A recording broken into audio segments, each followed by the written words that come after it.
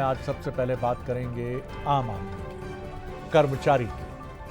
केंद्र सरकार ने 8वें वेतन आयोग की सिफारिशें लागू करने की तैयारी शुरू कर दी है।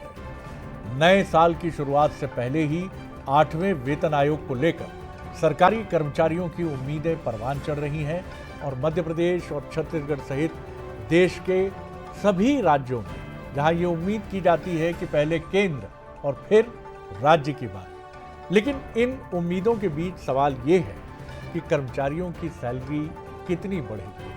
महंगाई बढ़ती है, इच्छाएं बढ़ती हैं और इसी के बीच में एक बड़ी शाश्वत हमेशा मन में रहने वाली एक इच्छा ये होती है कि आमदनी बढ़े। एक्सपर्ट्स की माने तो 8वें वेतन आयोग में वेतन बढ़ोतरी का फार्मूला पिछली बार की तरह फिटमेंट फैक्टर और महंगाई भत्ते यानी डीए के मर्जर पर, इनके विलीनीकरण पर, इनको मर्ज करने पर बेस हो सकता है।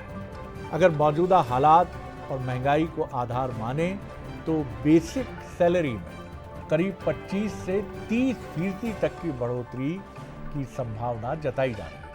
इसका मतलब साफ है कि चतुर्थ श्रेणी कर्मचारी से लेकर मिडिल लेवल के ऑफिसर तक सभी की सैलरी में अच्छा खासा और एक मजबूत इजाफा हो सकता है। चलिए इसको उदाहरण से भी समझने की कोशिश करते हैं।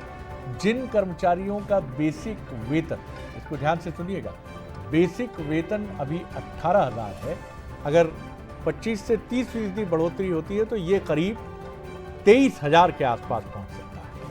साथ ही विशेषज्ञ ये भी कहते हैं कि सिर्फ बेसिक ही नहीं बल्कि डीए, एचआरए और पेंशन पर भी इसका असर पड़ेगा। लेकिन ये पूरी तस्वीर सरकार के फैसले के बाद ही साफ होगी। लेकिन इंडिकेशंस बिल्कुल क्लियर है कि 8वां वेतन आयोग कर्मचारियों के लिए बड़ी राहत लेकर आ सकता है। केंद्र ही नहीं, मध्य प्रदेश और छत्तीसगढ़ के कर्मचारियों की बाँछें भी खिल उठती हैं जब नए वेतन आयोग, और वो है 8वां वेतन आयोग, उसकी बात होती है। लिहाजा मध्य प्रदेश और छत्तीसगढ़ के कर्मचारी भी कह रहे हैं कि हुजूर आप आगाज करें, उसके बाद हमारी बारी होगी। इसको और समझते हैं कि ये जो सरकारी तंत्र में वेतन बढ़ता है ये किस तरह से बढ़ता है। और ये फिटमेंट जो शब्द आपने सुना तो आपके मन में भी शायद सबको जानकारी ना हो, सरकारी कर्मचारी तो जानते हैं।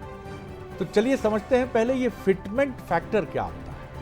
फिटमेंट फैक्टर वो मल्टीप्लायर है जिसको हिंदी में हम गुणांक कहते हैं, गुणा का चिन्ह, जिससे पुराने वेतन, यानी पुराना वेतन क्या हुआ, बेसिक प्लस डीए, महंगाई भत्ता, डीएनएस अलाउंस, उसको गुणा करते हैं। यानी फिटमेंट का गुणा किससे करते हैं, बेसिक से और डीए से। इससे निकलता है नया वेतन, नया बेसिक पे। इससे फिटमेंट से इस फार्मूले का पालन करके नया वेतन निकाला जाता है। इसका उद्देश्य ये होता है कि नए वेतन ढांचे में पुराने वेतन को फिट किया जा सके। ये सबसे महत्वपूर्ण बात है कि नए वेतन ढांचे में पुराने वेतन को फिट किया जा सके। इसलिए फिटमेंट के साथ आप ये इक्वेशन देखते हैं। फिटमेंट फैक्टर क्यों रखा जाता है, ये भी सवाल है। महंगाई को एडजस्ट करने के लिए, महंगाई बढ़ती ही रहती है, महंगाई को तो डायन भी कहा गया है, और ये बढ़ती रहती है तो इसके एडजस्टमेंट के लिए फिटमेंट को ध्यान में रखा जाता है, जिससे पुराने और नए वेतन के बीच में कहीं एक संतुलन बना है। अब ये भी जान लेते हैं कि इसका इस्तेमाल कहाँ होता है। केंद्र सरकार के कर्मचारियों के वेतन आयोग में इसका उपयोग होता है। राज्य सरकारों के वेतन संशोधन में खासतौर पर 7वें वेतन आयोग में फिटमेंट फैक्टर 2.57% रखा गया था। कुल मिलाकर फिटमेंट फैक्टर वो गणित की आप कह सकते हैं कि थ्योरी है जिससे पुराने वेतन को नए वेतन में बदल दिया जाता है। तो ये फिटमेंट फैक्टर को हमने आपको समझाया। तो शुभकामनाएं केंद्र सरकार के कर्मचारियों को भी और मध्य प्रदेश, छत्तीसगढ़ सहित तमाम राज्यों के कर्मचारियों को कि आपकी बारी भी जल्दी आए। चैनल को लाइक, शेयर और सब्सक्राइब करना ना भूलें और कमेंट करके हमें बताएं आप किस विषय में न्यूज़ देखना चाहते हैं। धन्यवाद।